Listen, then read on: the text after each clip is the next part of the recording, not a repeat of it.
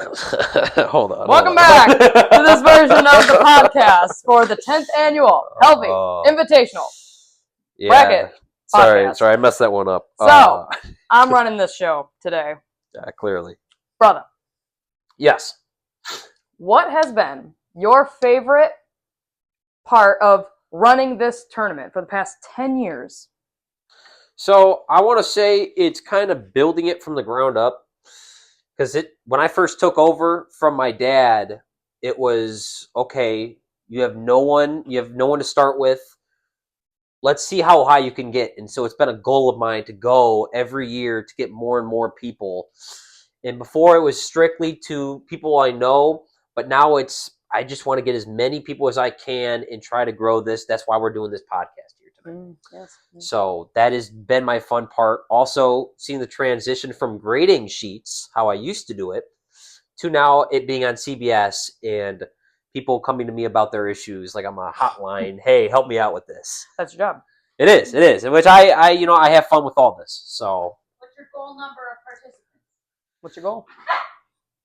What is your goal? My goal for this season, it was, I think, 56 last season. This season, I want to hit 62. Just 6 more people. That's all it takes. But we could do that every year. We'll get to 100. That's my goal. That is the goal. Is to get to 100, and that is, I'm going to keep doing this because this is what I love. So, well, you do a good job at it. I appreciate it. So, after 10 years of running this thing, Mm-hmm. have you ever won? That's a great question. I think I came in second. In that year, I got a lot of criticism for winning my own bracket. I was going to say. I didn't win it, but I got second, and I got a lot of, so now that it's on CBS, I feel a lot better because I can't cheat on CBS. Yeah, that is true. So I do feel a lot better, but no, I've gotten the top 3 once, and so even I'm an expert that does all this, and sometimes that can hurt you. You hear stuff all the time, and it throws you to the side on what actually matters. Okay, Mr. Analytics, since you've lost 10 years in a row, what are you going to do different this year with the teams that we've got? With the teams that we got? I'm assuming you've always had Duke winning. Usually I always that do might have... be your problem. But anyways, what is going to be your key that you're going to focus on this year? Last year. As you build out your bracket? So the key this year is I do like... If you've seen the previous podcast video, it was Chad Helvey talking about how he does his bracket. He has a very great point. Picking your final 4 first, because that, in this structure, is around the most amount of points. It's all about points when it comes to this. So I feel like that's a really good way to do it. At the same time, you can't pick teams with your heart. You got to use your head. So that's what I will be doing. And honestly, I don't have anything new besides that. I'm going for 11, baby. Yes. 11 missed in a row. That's the goal. No, I just love it. That's the whole point. Doing these brackets and having something to do during this time. It's a lot of fun. So, you know what? You're done with the questions. Let me ask you some questions. How have you felt during the 10 years of the Helvey Invitational, your experiences? How have you done?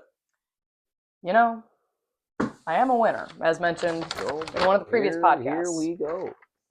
I was born, and about a week later, I won first place. So I came out the womb just being a rock star at this. Clearly, you were born for greatness. I was born for greatness. And who was your winning team in that bracket? That does not matter. Oh, no, I think let the people know. It was Duke. There you have it. Beside the point. Maybe you got to pick them again this year. Funny. That might be a good idea. Arizona was also out of one. Okay, that doesn't matter. Anyways, so I have not won since.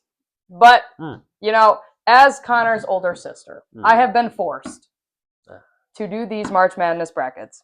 And every year, I always hate making the brackets. It's always, I'm one of the last ones to turn it in. And because I don't know what I'm doing. Very true. I don't know what I'm picking. I pick teams based off, where did it go? Hofstra. I don't know these teams, so I'm always so overwhelmed when I'm making it. But I'm so glad I do it every year because once it starts going, you love watching the team, and you're rooting for random teams that you don't know who they are, and it gets you into something during this time of year when it's cold and nobody is doing anything. So it is really fun to do during.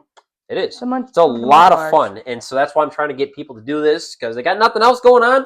Now you do. Yeah. For $5. No, I'm just kidding. You don't need to do it. You can watch someone do it, but at least have a team to cheer for. Is there a team this year you're cheering for? Whether it's, Ohio State or Kyle, because I know he's a huge Michigan fan. Not Michigan. Not Michigan. No. Fair point. No. We don't. We are a house divided. We do not support each other. Or is it the infamous Miami, Ohio, who had a victorious season and then lost their first game in their conference tournament? Nope, not them either. Not them either. Wow. I don't know. This is what I don't know. I might just go with Troy. No. Is Florida not in this? Florida is they are. This. They are a 1 seed. So Connor told me that this is the worst 1 seed. It goes best to second best, third best, fourth best. So I might go with Florida because, why not? Gotcha. So picking the underdog of the best. Yeah, I don't know much. So, if I win. Love the idea. I love the idea. Yeah. All right. Well, we got to wrap things up here. Thank you for tuning in. I will be posting more videos, but until then, good luck with your March Madness brackets. Thank you, brother. And stay tuned for the next episode.